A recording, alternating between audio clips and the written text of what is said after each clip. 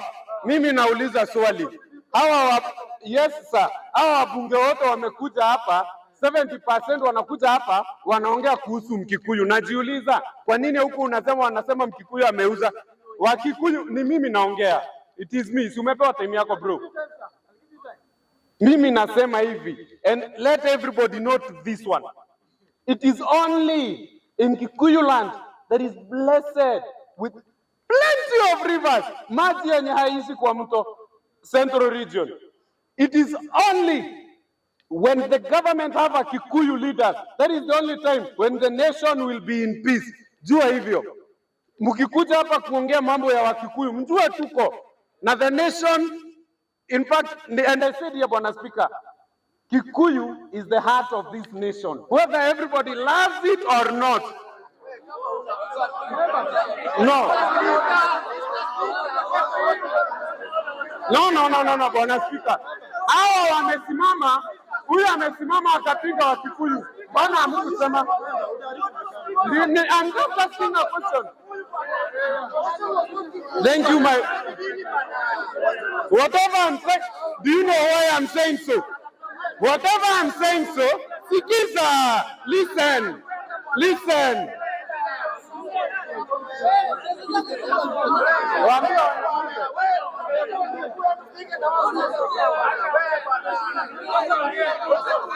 Sasa,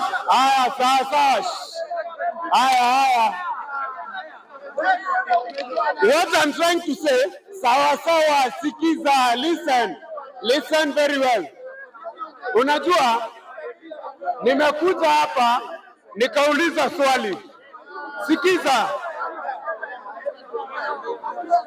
Na mimi sitoki hapa ikiwa sipewi nafasi.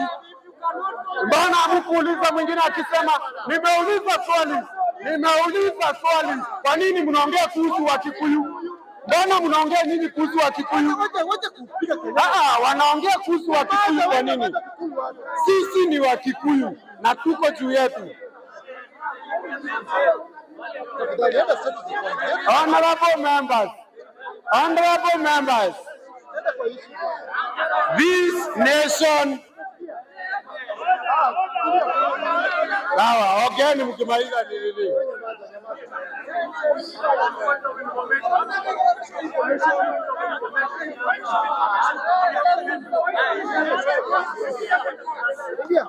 And I inform. Can I inform the member on the floor? Yes, inform me, please. Yes, sir. In Saudi Arabia, yes. There is no single river. Oh, okay. But Kenya, we are begging them. Oh. Yes. So don't brag about rivers, don't brag about... Okay. Sawa. Thank you. What I was saying. Oh, time yangu ijaanza. Oh, yes.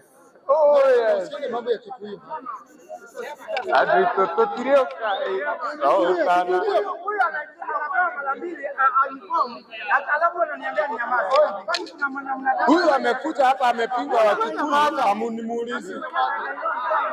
No. I'm here to support my people.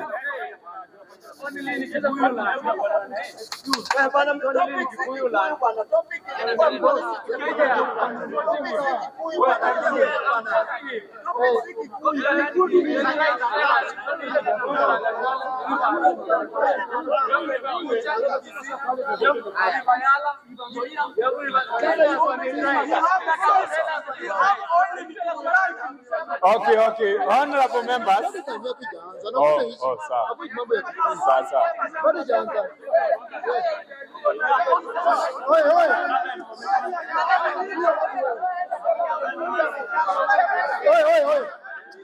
Oya, simwache mwingine aseme. Simwache hata huyo aseme.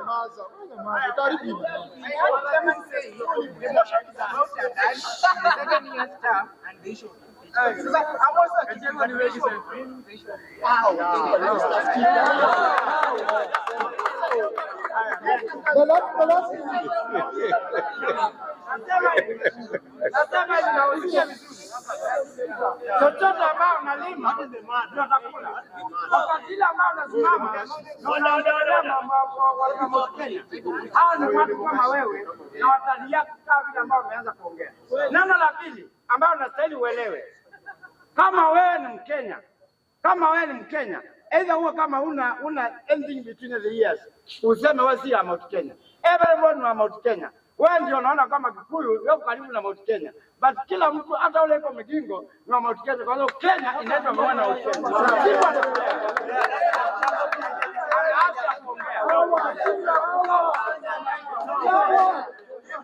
Sawa sawa. Mr. Chairman, we must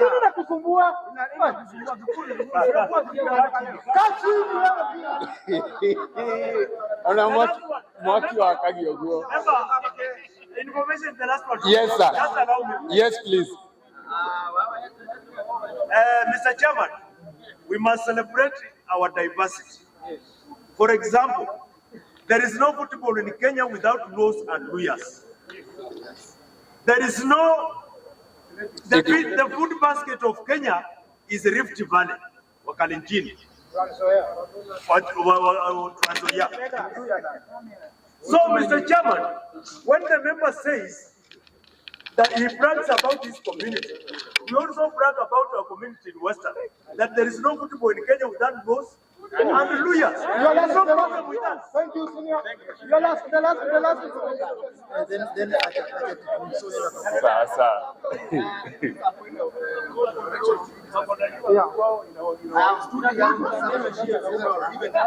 Order. And I'm not admitting that there is so much tribal sentiments that have been everyone who stands there. Yeah. Stands there as I am Luo, I am Kikuyu, I am Luya, or what.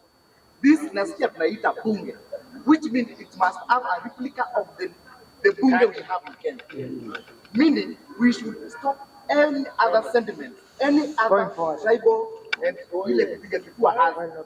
now tell me now. I don't belong to any of those tribes. What am I doing here? Help me. I feel discriminated. I think let us avoid tribal utterances. So avoid mambo ya Kikuyu, and straight to the point. Honorable members, as we are talking,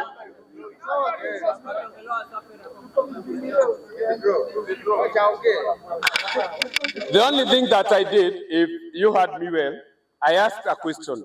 Why is everybody coming here accusing Kikuyu of electing this man? For me and my part, and from wherever I'm coming from, we never gave him much votes.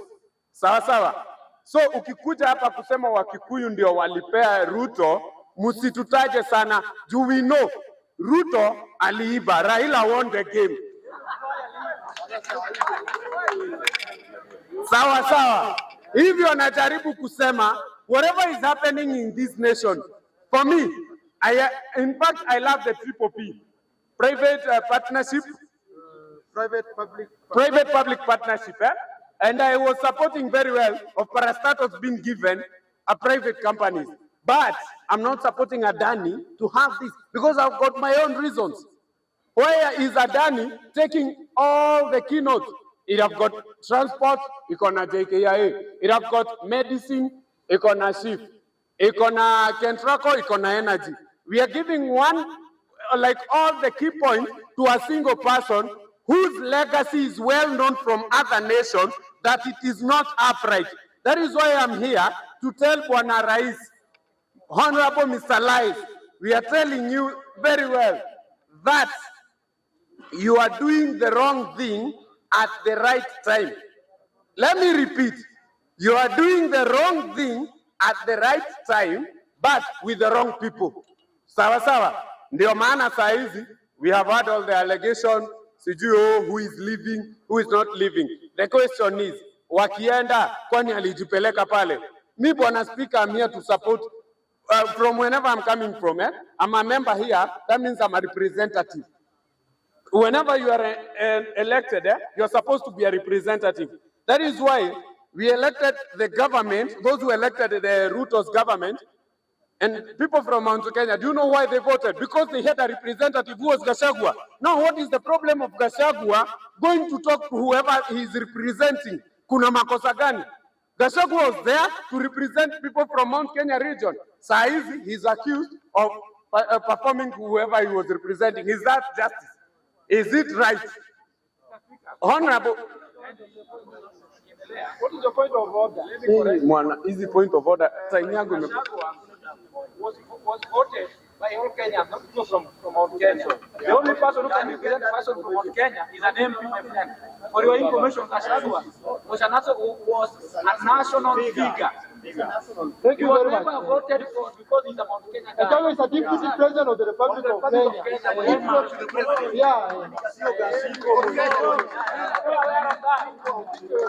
Once you are elected, you become a leader. Bwana Speaker, I believe I'm talking from my mind. Why should I say whatever they are saying? I'm supposed to say what I think is right, not what they want. Yes?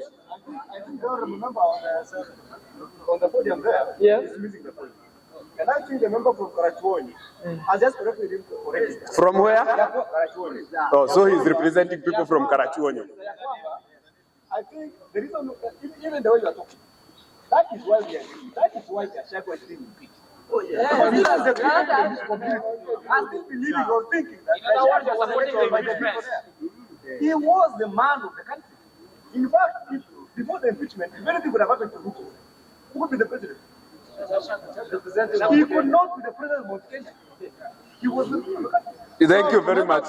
Thank you for point of information. As I conclude, I have 3 minutes. Is it 3 or 5? 4. Remember, I just want to tell you, once you become a member of parliament, you are a national leader. Yes. That's why we brought Mukunji here. Na watu wakampatia mambo atupeleke kule bunge, si ndio? So once you become a national figure, you serve the nation, not a community. Mr. Speaker, right now, I'm insecure. Sergeant is coming close to me. What is Sergeant coming close to me to do? Sergeant want to... No, look at the Sergeant. He's supposed to maintain order there. He's coming to me. Sergeant, don't get closer to me. Whatever I'm trying to say is...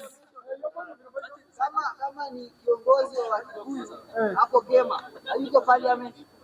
Mtu amepigiwa kura na iko na logo ya Republic of Kenya, international leader.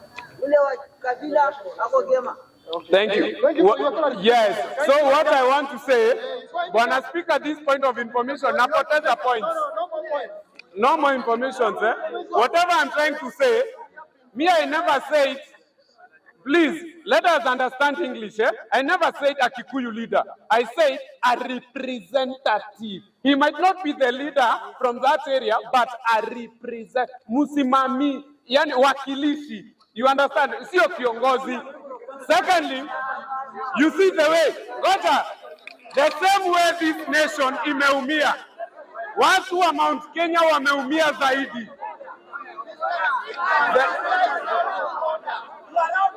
Oh no! My time, bwana. Talking of national issues. Talking of national issues.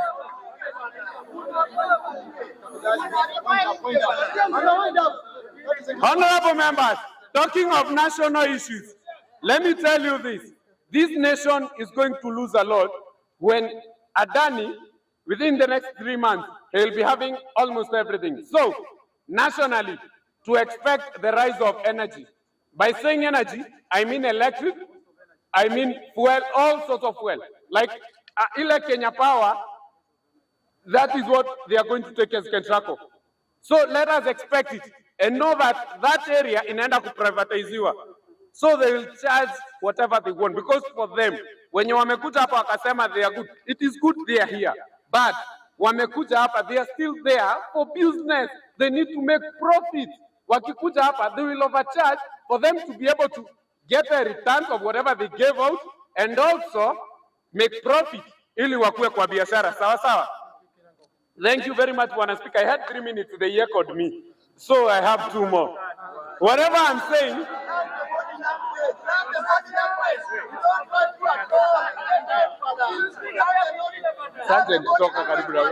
now see, as I wind up, Bwana Speaker, you know, I'm trying to say anything, but I'm feeling in fear when Sergeant is coming closer to me. Please command him to leave from the stage, please. Angalia, honorable members, hata kama naongea vizuri ama vibaya, look at Sergeant. Maliza. Mimi hata sitamaliza ikiwa speaker. Sergeant aniondokea kwanza. Sergeant aniondokea.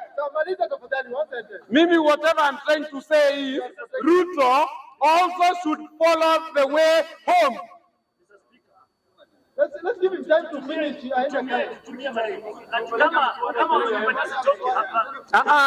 Nimesema huyu ni ndio anakuja kunithreaten. Ruto should also follow the same way. Aende wapi? Nyumbani. We need a leader in this nation, a leader who is leading and who is not there to satisfy himself or herself. We need a person who is going to cater for those people who are in Lodwar. Sio kukuja hapo unaniambia umetoka this place na kuna watu wa the other place. Let me tell you this, honorable members. Me, I talk from something that I know. Saizi, because if you have been in Lodwar and you go today, right now it is in worse condition than it was 7 years ago. Point of information. I have not said in what manner. Bwana Speaker, I have not said in what manner. Bwana Speaker, time is over. Why is he disturbing me? Bwana Speaker, huyu ananiinterrupt na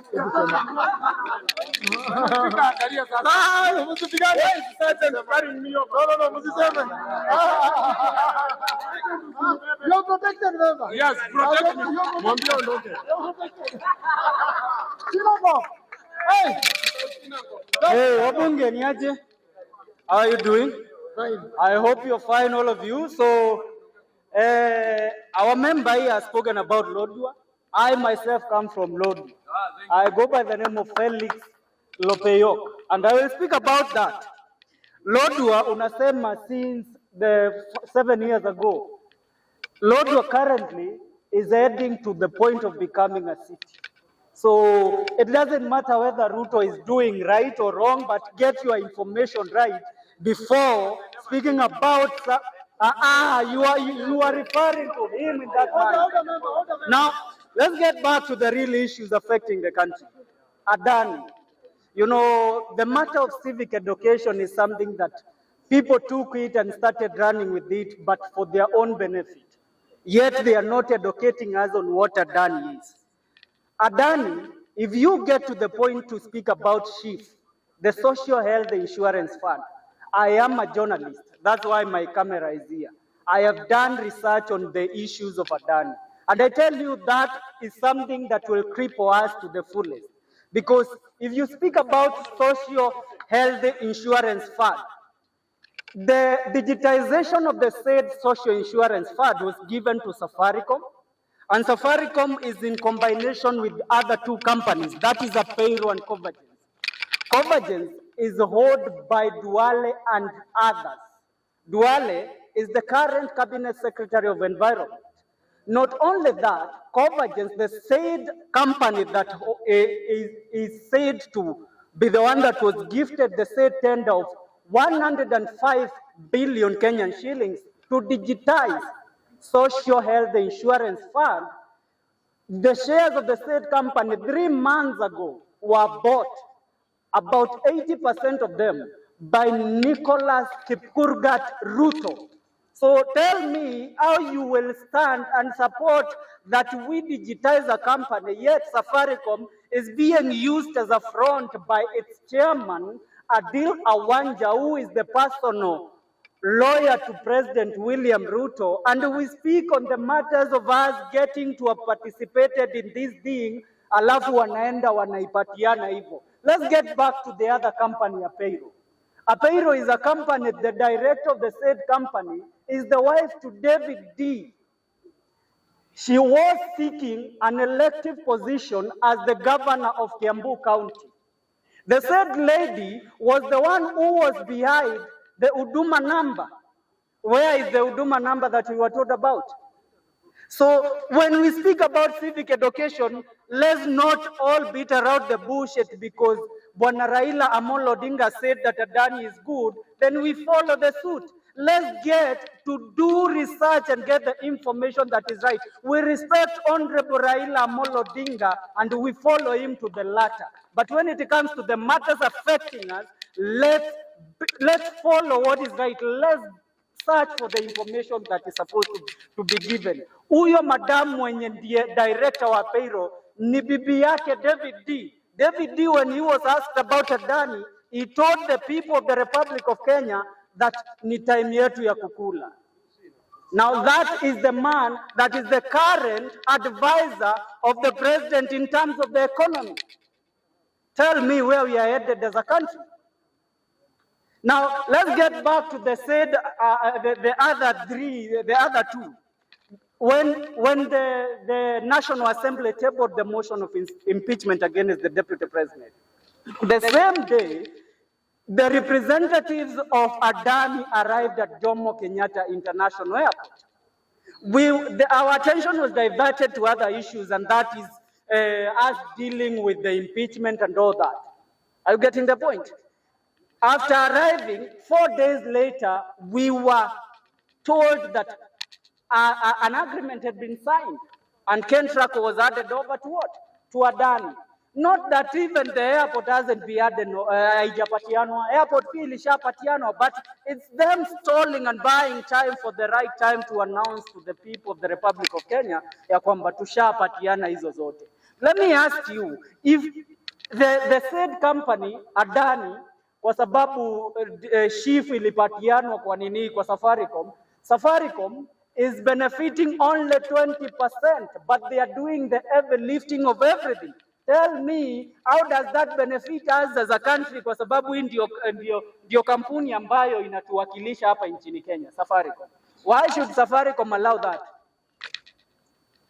Yeah, what is your point of order, sir? Yes, it's a point of clarification. Okay, what is your point of clarification? The thing is this, yeah, and I'm not defending anyone, but I believe that, let's be honest, when the impeachment of Gachagua was tabled in the Senate, right? That the same day, the reps of Adani were yeah. And 4 days later, the contract was awarded to them. That's awarded to them, right? Yeah. But let's be honest here, guys, please. Personally, I don't think the Adani thing started with this government. Are you telling us it didn't start with this government? Yet, from the time that they took over the office, their connection has always been to Abu Dhabi, India, and all that. I guess, no, it seems like you are much informed on this case, on these issues. Yeah. So it's better to inform the House when the Adani thing even comes to table in this country, so that we even know the duration is equal to 4 days, and the deal is given out. Let me now clarify. Let me clarify. Let me clarify on one issue.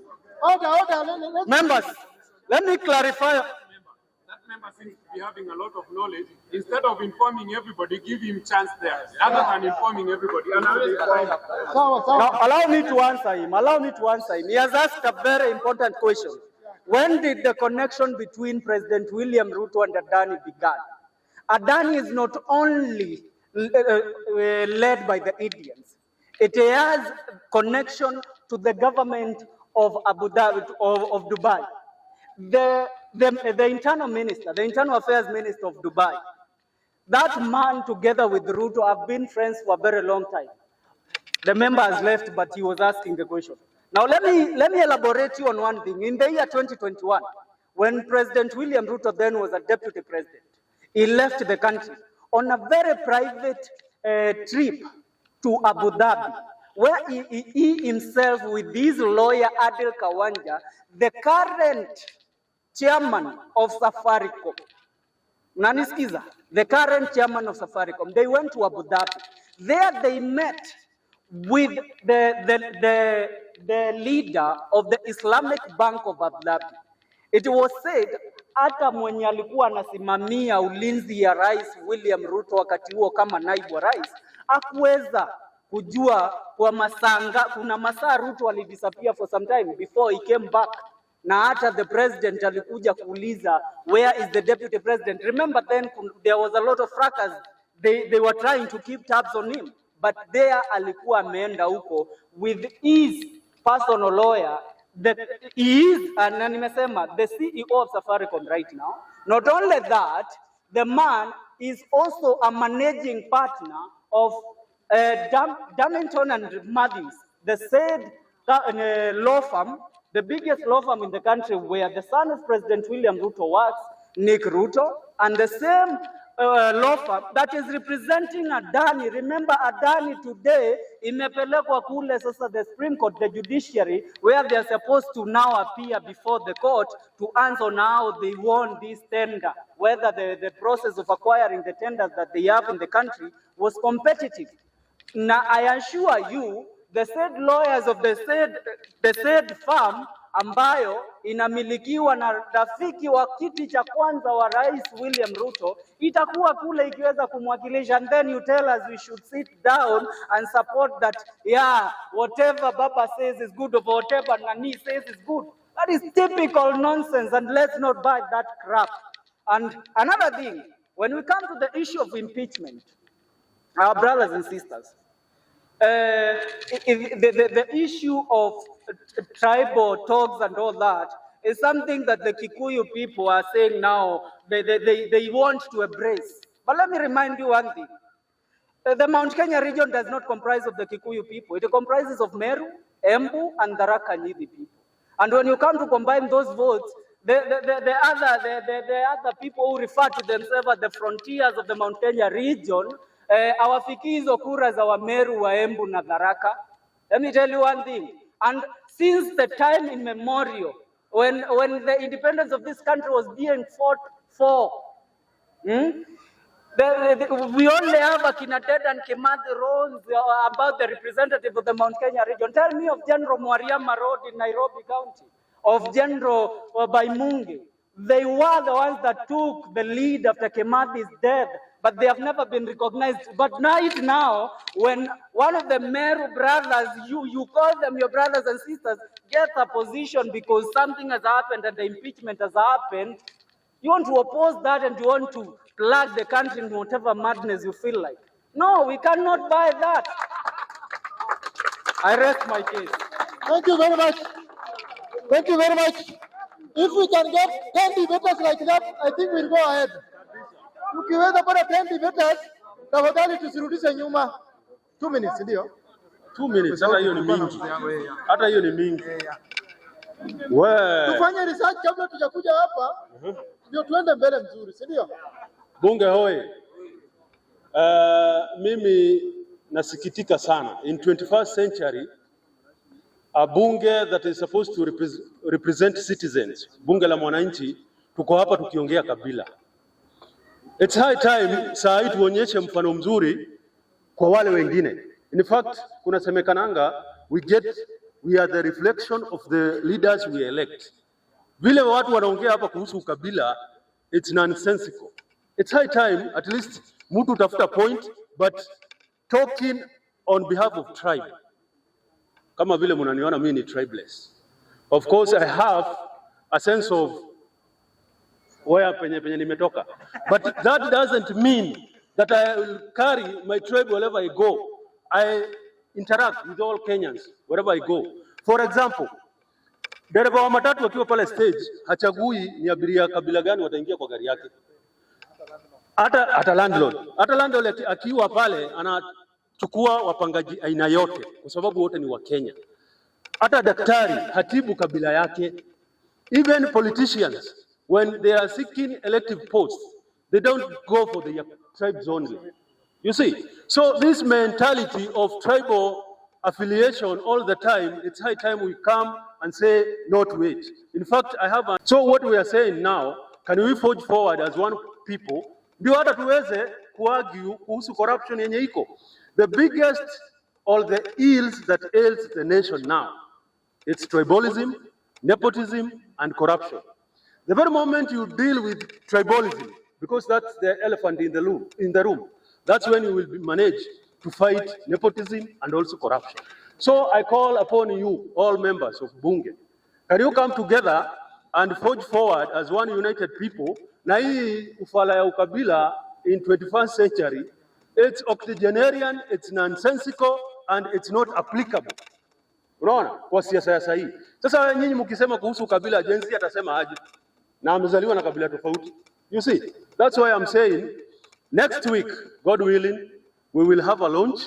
We have tried to partner with NIC, National Cohesion and Integration Commission, and we formulate or we make formal the launch of #Kick Tribalism out of the Republic now. It's a civic education yenye inafaa move each and every county, 47 county. So what we are expecting is to have road shows. Road shows ama road trip. Tukikuja kwa county yenyu, wewe tukaribishe na sisi tutaongelea kuhusu madhara ya ukabila. Ukiambia mtu wa Rift Valley sahi kuhusu ukabila na anajua vile kulikuwa 27 my friend, hawezi kubali kitu kama hiyo. So let's forge forward as one united people.